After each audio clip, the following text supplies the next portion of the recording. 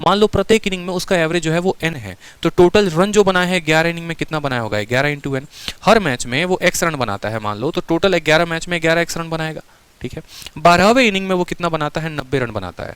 तो यहाँ पर 90 रन अगर हम जोड़ देंगे तो 11 इनिंग का रन ये है, ये 12वें इनिंग का रन है, ठीक है। तो ये टोटल जो है वो कितने टोटल कितने इनिंग्स का रन हो जाएगा, तो बोलोगे सर 12 का हो जाएगा।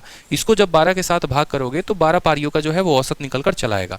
लेकिन बोला गया है 12 पारियों में जो उसने औसत है उसको पता चला कि उसका औसत 5 से कम हो गया है, यानी x से x माइनस 5 हो गया है। समझ रहे हो मेरी बात को या नहीं समझ रहे हो? कहा गया है कि देखो 11 पारी खेली थी, हर पारी में x के हिसाब से रन बनाए थे, तो जो टोटल रन था वो 11x था। 90 रन की पारी और खेल डाली बंदे ने, तो अब एक 12 पारियों का रन जो हो गया वो हमारा कितना हो गया, 12 पारियों का रन इतना हो गया। यही 12 पारियों के रन को अगर हम 12 से भाग कर देंगे तो 12 पारियों का औसत हो जाएगा, और 12 पारी का जो औसत है वो 11 पारी के औसत से 5 कम है, यानी इतना है। यानी जब आप 12 को इससे आप गुना करोगे, 12 को जब आप इससे गुना करोगे तो बोलोगे सर 11x जमा 90 बराबर 12x माइनस कितना हो जाएगा, 60 हो जाएगा।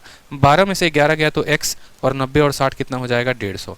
याद रखिए ये x की वैल्यू 150 आई है। आप देखते खुश होकर 150 टिक मत कर देना, क्योंकि सवाल में पूछा क्या गया है वो भी देख लो। उसका औसत 12वें इनिंग के बाद, ये जो औसत था ये 11 इनिंग के बाद था, और x माइनस 5 जो औसत था वो 12 इनिंग के बाद था। यानी आपको 150 में से 5 कम करके उत्तर देना है, यानी 145 जो होगा वो करेक्ट उत्तर होगा आपका। 11 इनिंग के बाद उसका औसत x था और 12 इनिंग के बाद उसका औसत x माइनस 5 हो गया, तो हमें जो करेक्ट आंसर देना है वो 145। बहुत बार पूछा जाता है इस सवाल, ठीक है, तो गलती हमें जो है वो नहीं करनी है, इस बात का ध्यान रखेंगे।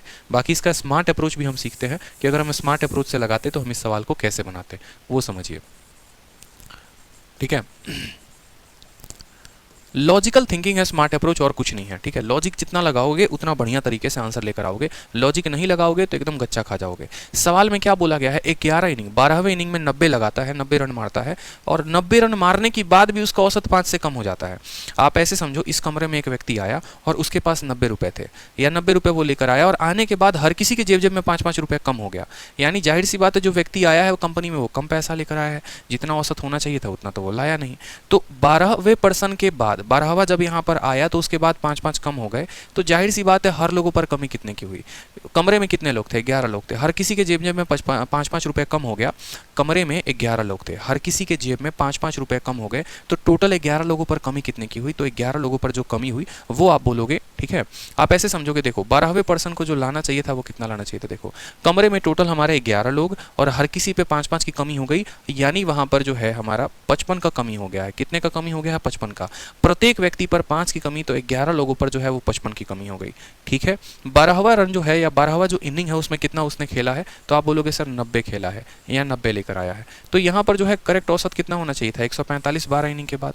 बोलो तो कितना टिक करोगे, 145 जो होगा वो हमारा क्या होगा, करेक्ट आंसर होगा। कोई दिक्कत की बात यहाँ पर?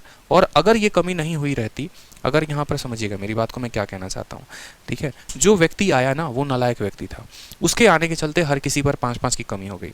11 लोगों के जेब से उसने 5-5 रुपए चुरा लिए, 55 रुपए उसने चुरा लिए कि नहीं चुरा लिए, बताओ। 11 लोगों पर 5-5 रुपए चुरा लिए, 55 चुरा लिए, और खुद के पास कितने रुपए थे, 90 रुपए थे। तो उसको पता चल गया कि भाई साहब 145 रुपए अब मैं हो चुका हूँ, और 5-5 रुपए हर किसी से लेने के बाद और अपने रुपए 90 मिलाने के बाद मैं इस कमरे के औसत के बराबर हो गया हूँ, इस कमरे के औसत के बराबर हो गया हूँ, यानी मेरा 145 हो गया है। यानी अभी करंट की अगर औसत की बात करें तो 145। लेकिन अगर यही व्यक्ति ये नहीं होता, ये चला जाता, ये बाहर अपना निकल जाता, तो औसत 5 से कम नहीं होता, फिर औसत यहाँ 5 से बढ़ जाता, तो 145 से 5 बढ़ जाता, तो पुराना औसत पूछता तो इसमें 5 जोड़ देते हैं, और नया पूछता तो यही हमारा करेक्ट आंसर होता।